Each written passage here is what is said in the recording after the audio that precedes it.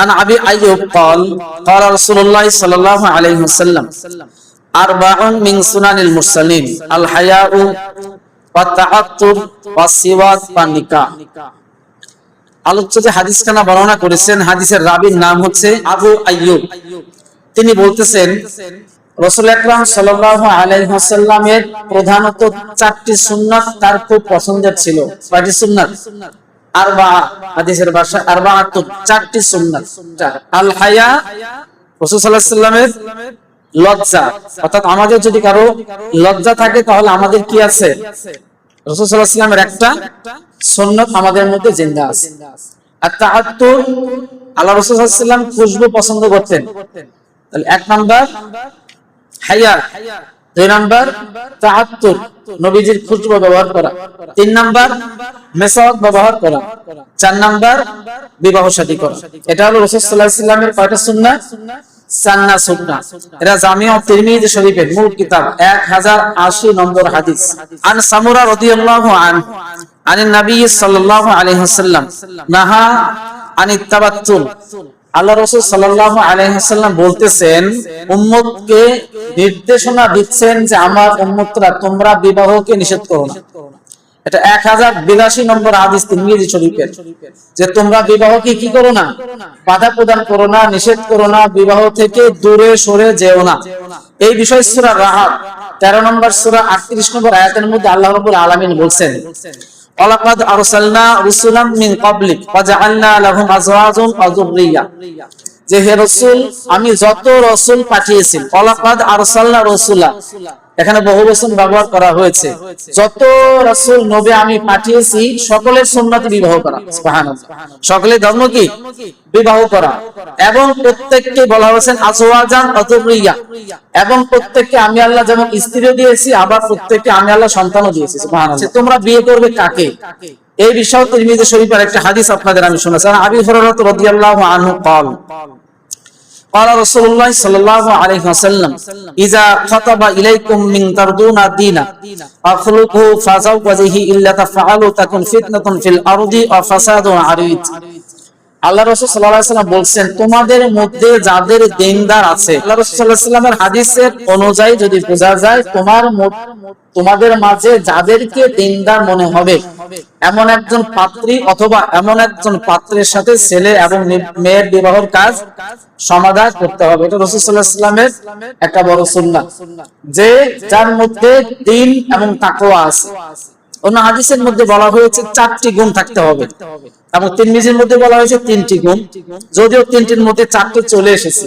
আর বুখারীর 6066 নম্বর হাদিসের মধ্যে 4টি গুণ তুলে ধরা হয়েছে। 5066 নম্বর হাদিসের মধ্যে যে লিমালিহা, তোমরা সম্পদ দেখো, তোমরা তাদের মাল দেখো। এর মানে হচ্ছে আপনি এখান থেকে ফরিদপুর একটা মেয়ে দেখতে গেছেন, তার পরিবার দেখবেন, তার কতটুকু জায়গা জমি আছে, এই জন্য দেখবেন যে আপনার শ্বশুর বাড়ি একটা স্থান আপনার থাকতে হবে। স্থান নাই তো আপনি বসবেন কোথায়? আল্লাহ রাসূল সাল্লাল্লাহু আলাইহি ওয়াসাল্লাম এটাকে বললেন লিমালিহা, সম্পদ দেখতে হবে। লিহাসাবিহা, এরপর আপনি বংশ দেখতে হবে।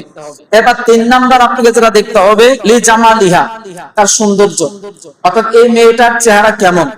আল্লাহ রাসূল যখন মক্কা থেকে মদিনায় গেলেন, মক্কা থেকে মদিনা যাওয়ার পর দেখলেন সাহাবীরা সাথে বিবাহের উপযুক্ত হয়েছে। সাহাবীদের বললেন, সাহাবীরা তোমরা যারা বিয়ে করবে মদিনার মেয়েদেরকে তোমরা দেখে নিও, কারণ মদিনার মেয়েরা একটু চোখ টেরা হয়।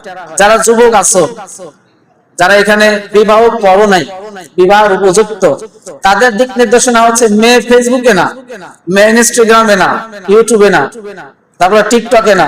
আপনার মেয়ে দেখতে হবে বাস্তব পরিদর্শনে গিয়ে এবং ইজাব কবুলের মাধ্যমে, যেটা শরিয়া জায়েজ করছে। শরীয়তের বাইরে গিয়ে কোন রকম কোন মেয়ে দেখা চলবে না, এবং এটার বিরুদ্ধে আল্লাহ রাসূল সাল্লাল্লাহু আলাইহি ওয়াসাল্লাম নিজে বলছেন। 4 নাম্বার লিদিনিহা, তাকে দেখতে হবে তার তাকওয়া কতটুকু। এবার আল্লাহ রাসূল বললেন 4 নাম্বারটাই বেটার, বাকি 3টা যদি নাও থাকে সমস্যা নেই, লিদিনিহা, তাকওয়া থাকতে হবে। আমাদের সমাজের মধ্যে বর্তমান একটা ফিতনা চলতেছে বিবাহ শাদী নিয়ে, সেটা হচ্ছে যদি কোনো ছেলে বা কোনো মেয়ে কম বয়সে বিয়ে করে তাদেরকে তাচ্ছিল্য করা। এই বিষয়টা হাদিস কি বলে? আপনারা যারা মিডিয়া চালান, টেলিভিশন যারা দেখেন, সম্ভবত মেয়েটির নাম লুবাবা, যতটুকু আমি ভুল না বলি। এই মেয়েটা প্রথমে একজন কন্টেন্ট ক্রিয়েটর ছিল, অনেক টাকা পয়সার মালিক হয়েছে, অবশেষে সে তার নিজের ভুল বুঝতে পারছে, সে হারাম পথ ত্যাগ করে পর্দাশীল হয়েছে এবং ইসলাম মেনে মাত্র 15 বছর বয়সে মক্কায় গিয়ে বিয়ে করেছে। এটা নিয়ে নাস্তিক পাড়ায় এক গুঞ্জন তৈরি হয়েছে এবং শাহবাগী যারা আছে, আমাদের শাহবাগেরই তো, এদেরকে তো আপনারা খুব ভালো করেছেন, এরা ইসলামের বিপক্ষে একটু সুখ পাইলেই বা শুরু হয়ে গেল এদের স্লোগান। এই শাহবাগীরাও এটা নিয়ে খুব তুচ্ছ তাচ্ছিল্য করতেছে। বিষয়টা ইসলাম কি বলে? আমি এই কয়েকদিনে যতগুলো হাদিস ঘাটাঘাটি করছি, আমি হাদিসের ছাত্র ছিলাম, এরপর আমার পড়ালেখার ভিতরে এই হাদিসগুলো এখন পর্যন্ত আমি পাই নাই যে আল্লাহ রাসূল বিয়ের কোনো বয়স সীমাবদ্ধ করে দিয়েছেন। ভালো মতো বুঝবেন, বিবাহের কোনো বয়স হাদিসে, কোরআনে, তাফসিরে, ফিকাহ, একটি 3 ডিপার্টমেন্টের লেখাপড়ার ভিত্তিতে আমি বলছি একদিনের জন্য বয়স আল্লাহ নবী উল্লেখ করেন। বলা হয়েছে প্রাপ্ত বয়স্ক, 1 নাম্বার দ্বারা হয়েছে বুলুগ, শারীরিক পরিপক্কতা। একজন ছেলে বা একজন মেয়ে, ভালো মতো বুঝেন আমার কথাগুলো, আমার কথাগুলো তো পুরো দেশ শোনে না, আপনারা মাত্র 1-200 মুসল্লি শোনেন। এতে যদি 2-4 জন আমল করেন, আমার মনে হয় এই মসজিদের খুতবা প্রদানের সার্থকতা আসবে। আমি সবসময় প্রাসঙ্গিক বিষয় নিয়ে কথা বলি, কারণ রাসূলের সুন্নাত হচ্ছে প্রাসঙ্গিক বিষয়ে খুতবা প্রদান করা। ওই 12 চাঁদের খুতবা থেকে খুতবা দিলাম, বর্তমান পরিস্থিতি কি এটা আপনাদের বোঝালাম না, বললাম না, এটার নাম খুতবা না। খুতবা হচ্ছে বর্তমান কি ঘটছে এই বিষয়ে ইসলাম কি বলে এবং সামাজিকতা রক্ষায়, এটার নাম হচ্ছে খুতবা, মানে ভাষণ। এজন্য এটা আমাদের আগে বুঝতে হবে। ইসলাম বলেছেন বুলুগ, 1 নাম্বার। বুলুগ মানে হচ্ছে আপনার শারীরিক পরিপক্কতা কতটুকু আছে। এই শারীরিক পরিপক্কতার ভিত্তিতে একটা ছেলে বা একটা মেয়ে যে কোনো বয়সের হতে পারে। একজন ছেলে 20 বছর আগে অনেকে অনেক কিছু বুঝে না, অনেকে 16 বছরে অনেক কিছু বুঝে যায়। স্থান কাল পাত্র ভেদে এক এক দেশে এক এক রকম বিয়ের বয়স ধার্য করা হয়েছে। যদি আপনি আমেরিকার কথা ধরেন, সৌদির কথা ধরেন, ইউরোপের কথা ধরেন, ম্যাক্সিমাম দেশের বয়স উল্লেখ আছে 18, বাট 15-16তে বিয়ের অনুমতি আছে। কথা বুঝতে পারছেন? প্রত্যেকটা দেশে 15-16তে বিয়ের অনুমতি আছে, কিন্তু 18টা তাদের ল। কিন্তু ওই যে বলা হয়েছে বুলুগ, শারীরিক পরিপক্কতার ভিত্তিতে। কুরবানের একটা মাসালা আছে, এর সাথে একটু মিল করে আপনাদের বলি। 1 বছর আগে ছাগল জবাই দেওয়া যায় না, কিন্তু যদি দেখা যায় 6 মাসের ছাগল 1 বছর দেখতে, কথা বুঝতে পারছেন? 1 বছর আগে ছাগল জবাই দেওয়া যায় না, দাতা হোক আর অদাতা হোক, এটা কোনো শর্ত না। শর্ত হলো 1 বছর হতে হবে ছাগলের। এখন আপনি দেখলেন যে ছাগলটার বয়স 6 মাস, কিন্তু দেখতে 1.5 বছর, ওই ছাগলটা কুরবানি জায়েজ, আকিকাও জায়েজ, খাওয়াও জায়েজ। এখন কোন মেয়ে বা ছেলে এর পরিপক্কতার ভিত্তিতে, অনেক ছেলে আছে আমি দেখেছি, যদি আমি তার পাশে দাঁড়াই, আমার সে অন্তত 10 থেকে 12 বছরের ছোট, আমি বললাম তুই তো চাচা, আমি ভাতিজা, আমি একখানে দাঁড়াই না, আমার কম বয়স মনে হয়, ওরও বেশি বয়স মনে হয়। এই যে শারীরিক গঠন, এক একজনের ভৌগোলিক ভিত্তিতে, এক এক সময় মায়ের গর্ভ থেকে, মায়ের ভিত্তিতে, বাবার ভিত্তিতে এক একজন এক এক রকম পরিপক্ক ভাবে গড়ে ওঠে, তাকে সেইভাবেই বিবাহ শাদীর কাজ আঞ্জাম দেওয়া। এজন্য বুলুগ আপনাকে 1 নাম্বার, বিয়ের জন্য তাকে শারীরিক পরিপক্কতা অর্জন করতে হবে। এরপরে বলা হয়েছে রুশদ, আপনার সংসার চালানোর কতটুকু যোগ্যতা ক্ষমতা আছে। এখন আপনি আজকে বিয়ে করলেন, কালকে থেকে আপনি চলে গেলেন হলো মাঠে, ময়দানে, কোথায় গাজার আড্ডা আছে, কোথায় মজার আড্ডা আছে, কোথায় ক্যারাম বোর্ড খেলা আছে, কোথায় লুডো খেলা আছে, কোথায় জোয়ার মদ আছে। আপনি আজকে বিয়ে করলেন, কালকে থেকে বউরে মারধর করলেন, তার মানে আপনার উপরে বিবাহ হারাম। আপনার উপরে কি খালি এতদিন শুনছেন বিয়ে করা সুন্নত, বিয়ে করা জায়েজ, বিয়ে করা ওয়াজিব, বিয়ে করা ফরজ? না, বিয়ে করা হারামও বটে। কার জন্য? যিনি সংসার পরিচালনায় অক্ষম, যিনি বইয়ের হক সঠিকভাবে আদায় করতে পারে না, বিয়ের পরে দেখা গেল তার বাবা মার হক আদায় করতে পারে না, এমন ছেলেকে বিবাহ দিতে ইসলাম কোনো নির্দেশনা আপনাদের দেয় নাই। এজন্য তাকে সংসার চালানোর পরিপক্কতা অর্জন করতে হবে, যেন সংসারটা সে নিয়ম মাফিক সুন্দর মতো চালাতে পারে। 3 নাম্বার কুদরত, নফসের তাবিদারি যদি কোনো যুবক না করে, যে তাকওয়া যেটা বললাম, নফসের তাবিদারি করা যাবে না। নফস আল্লাহর একটা সৃষ্টি, রূহের তাবিদারি মানে আল্লাহ, আল্লাহ রাসূলের তাবিদারি যদি কোনো যুবক কোনো যুবতী করে, এই 3টা ভিত্তি যদি কোনো পুরুষ কোনো মহিলার মধ্যে চলে আসে, এবং সেই পুরুষ যদি বলে আমি বিয়ে করতে চাই, কোনো মেয়ে যদি বলে আমি বিয়ে করতে চাই, তাদের উপরে বিয়ে ন্যস্ত করা বাবা মার দায়িত্ব। কথা বুঝতে পারছি? না বুঝলে ভালো মতো খেয়াল করবেন। এদিকে আমি এক কথা মাঝে মধ্যে 2 থেকে 3 বার বলি বোঝার জন্য, এটা রাসূলের একটা সুন্নাহ। রাসূল সাল্লাল্লাহু আলাইহি সাল্লাম এক এক কথা এক এক সময় 3 বার বলতেন, গুরুত্বপূর্ণ কথা, সালাসা মিরাও, কোন সময় 2 বারও বলতেন, কোন সময় 3 বারও বলতেন, গুরুত্বপূর্ণ যে কথাটা। এজন্য এই 3টা লয়ের ভিত্তিতে ছেলে পরিপক্ক হলে, মেয়ে পরিপক্ক হলে তাদের সেই হাতে বিবাহ শপথ করা বাবা মায়ের কি দায়িত্ব। জমিনের মধ্যে জঞ্জাল তৈরি করবে, ফাসাদ কি, সে জিনার কাজে লিপ্ত হয়ে যাবে, আর জিনা ইসলামে হারাম। আল্লাহ রাসূল সাল্লাল্লাহু আলাইহি সাল্লাম বলেছেন তোমরা বিবাহকে সহজ করো, তোমরা বিবাহকে সহজ করো। যদি বিবাহকে সমাজ থেকে কঠিন করা হয় তাহলে জিনা সহজ হয়ে যাবে। কারণ জিনার শাস্তি আমাদের বাংলাদেশে নাই, আছে নাকি? এই দেশে ধর্ষণের শাস্তি নাই, জিনার শাস্তি নাই। এই দেশে অনেক মজা আছে, এই দেশ চলাচল করে। অন্যান্য দেশে তো এটা করলে শিরচ্ছেদ হয়, ফাঁসি হয়, কোন কোন রাষ্ট্রে পুড়িয়ে ফেলা হয়, এক এক রাষ্ট্রে 80 বছরের জেল হয়। আর বাংলাদেশে এই পাশ দিয়ে ধর্ষণ করে জেলে যায়, 10 দিন পরে 20 দিন পরেই মামা খালুর আন্ডারে সে কি হয়, নাজাত প্রাপ্ত হয়ে যায়। এই জন্য বাংলাদেশে জিনা আর ধর্ষণ এটা খুব সহজ কাজ, বিবাহের কাজটা অনেক কঠিন। যদি বল আমি বিয়ে করবো, বেটা লেখাপড়া করতেছিস, কেবল ইন্টারমিডিয়েটে পড়িস, কেবল অনার্সে পড়িস, তোকে বিয়ের বয়স হয়েছে। হ্যাঁ, ওরই বিয়ের বয়স হয়েছে, তার মানে মুখ দিয়ে বলেছে, তার মানে ওর বিয়ের দেওয়ার দায়িত্ব আপনার। এছাড়া যদি জিনা করে, বাবা মা রেডি থাকবেন জাহান্নামে এই জিনার গুনাহ আপনার মাথায় ওঠানোর জন্য, বাবা মা রেডি থাকবেন। এজন্য প্রাপ্ত বয়স্ক হওয়া মুখস্থ করবেন মনে মনে, অর্থগুলো অন্তত বুলুগ, রশদ, আর 3 নাম্বার কি বললাম, কুদরত। কুদরত। আল্লাহ রাসূল সাল্লাল্লাহু আলাইহি সাল্লাম বিয়েতে গিয়েছেন এবং বিয়েতে যাওয়ার পরে দেখলেন এক আনসারী বাড়িতে বিয়ে। আল্লাহ রাসূল সাল্লাল্লাহু আলাইহি সাল্লাম বললেন যে বিয়ে বাড়িতে আসছে, অথচ বিয়ের কোনো আনন্দ নেই। আল্লাহ রাসূল স্বয়ং উপস্থিত। হাদিসটি বর্ণনা করেছেন ওবারা ইবনে সামিত রাদিয়াল্লাহু আনহু। এটা জাবাল রাদিয়াল্লাহু আনহু থেকেও, মুয়াজ ইবনে জাবাল রাদিয়াল্লাহু আনহু থেকেও এই হাদিসটি বর্ণনা আছে যে আল্লাহ রাসূল আসলেন বিবাহে, আসার পরে দেখলেন তেমন কোনো হই হুল্লা নাই, তেমন কোনো আনন্দ নাই।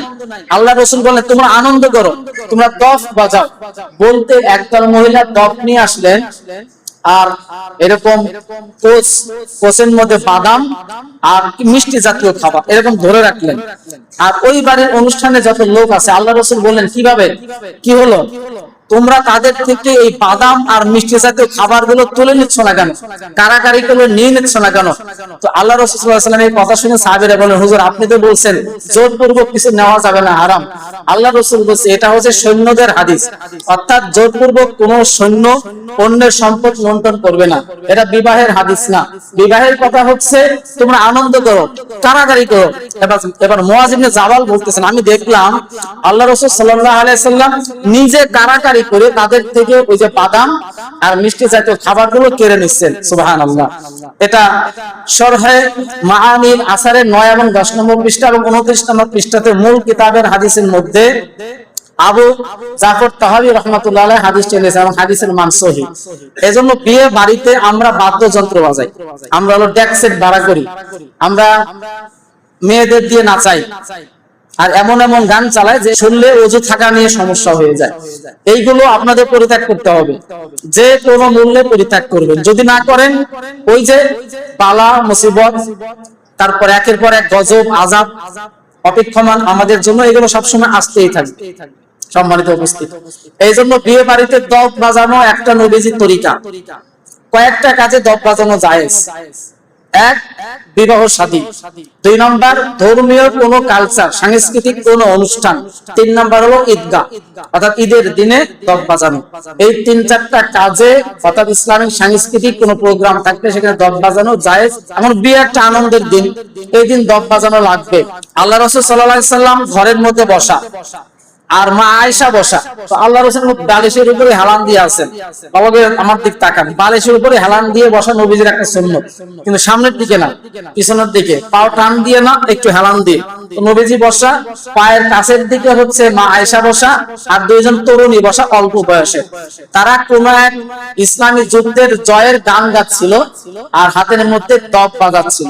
তো এমন অবস্থা আবু বকর সিদ্দিক ঘরের মধ্যে ঢুকে তার চোখ টুক লাল হয়ে গেছে, যে কত বড় সাহস, শয়তানের বাদ্যযন্ত্র আল্লাহর নবীর ঘরে। আয়েশা তো আবু বকরের মেয়ে, অধিকার খাটানোর তো তার অধিকার আছে। এবার আয়েশা মাথা নিচু করলেন, আল্লাহ নবী সাল্লাল্লাহু আলাইহি ওয়াসাল্লাম বলেন আবু বকর তুমি থামো, এটা আমার অনুমতিতেই হচ্ছে, তাদের গাইতে দাও। কথা বুঝতে পারছেন? মানে দফ বাজানোর অনুমতি নবীজি দিলেন। এটা দফ, ঢোল না। এটা কি? দফ, ঢোল না। অর্থাৎ দফ কারে বলে? ওই ঢোলের মতো দেখতে, এক পাশে চামড়া, এক পাশে চামড়া আর এক পাশে খালি। এটা কোন লাঠি দিয়ে না, হাত দিয়ে পিটায়, কিন্তু দফ দফ শব্দ হয়, যেন নামটা দিয়েছে দফ। এইটা যদি সমাজে চালু হয় তাহলে অল্প একটু হলেও মেয়েদের নাচ গান, তারপরে আপনার আমোদ ফুর্তি যেগুলো হারাম প্রক্রিয়ায় হচ্ছে, এইগুলো বন্ধ হয়ে যাবে। অন্য একটা হাদিস মধ্যে আল্লাহ রাসূল সাল্লাল্লাহু আলাইহি ওয়াসাল্লাম বলতেছেন যে বিবাহ শাদীর মধ্যে দুইটা কাজ হারাম আর হালালের মধ্যে পার্থক্য। এক নাম্বার হচ্ছে উঁচু আওয়াজ করা, আওয়াজ করা মানে বিবাহ শাদী ঘোষণা করা। দ্বিতীয়ত হচ্ছে দফ বাজানো, অর্থাৎ দফ যদি কেউ বাজায় আর ঘোষণা দিয়ে বিয়ে করা, এটা নবীজির একটা সুন্নাহ। অর্থাৎ গোপনে গোপনে না। আল্লাহ রাসূল বলেছেন ওইটা জিনার বিয়ে, ওইটা জিনার বিয়ে, যে বিয়েতে সাক্ষী নাই, যে বিয়েতে কোনো ওলি নাই। ওলি মানে বুঝছেন, উকিল, যেটা আমরা আমাদের ভাষায় বলি ওলি, এবং সাক্ষী। সাক্ষীবিহীন কোন বিয়ে হলে সেটা জিনার বিয়ে হয়, পুনরায় তাদেরকে বিবাহ করাতে হবে। অর্থাৎ সাক্ষীবিহীন, উকিলবিহীন কোন বিবাহ কাজ হবে না। আল্লাহ রাসূল বলেছেন এই বিবাহ বাতিল, এই বিবাহ বাতিল, এই বিবাহ বাতিল।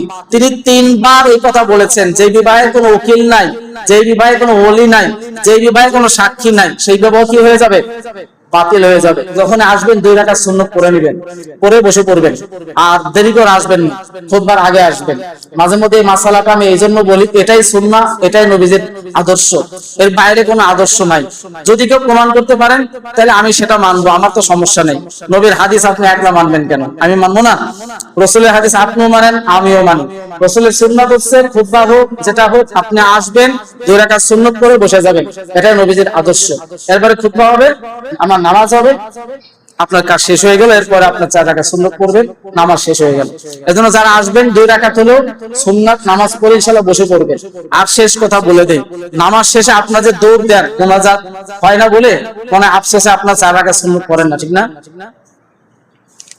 আগের 4 রাকাত নিয়ে নারাই ঝগড়া করেন, বেতন বন্ধ করে দিচ্ছেন, আর পরের 4 রাকাত সুন্নাত পড়েন না কেন? আগের 4 রাকাতে সহিহ কোনো রিওয়ায়াত হাদিসই নাই। 2 রাকাতের হাদিস আছে, মসজিদে ঢুকেই সাহাবীরা 2 রাকাত নামাজ পড়তেন, এটা হাদিস। 4 রাকাত পড়া জায়েজ, এটা নবীজির সুন্নাতে মুআক্কাদা না। 4 রাকাত পড়া জায়েজ, 2 রাকাত সাহাবীদের আদর্শ, আপনি কোনটা মানবেন? যদি কেউ দেখাইতে পারেন আপনারটা মানতে তো আমার অসুবিধা নেই, কিন্তু নামাজ শেষ করে 4 রাকাত সুন্নাতে মুআক্কাদা, এই বিষয়ে হাদিস আছে এবং সাহাবীদের আমল আছে। নামাজ শেষ করে আপনি দৌড় দেন কেন? নামাজ শেষ করে 4 রাকাত সুন্নাত পড়বেন।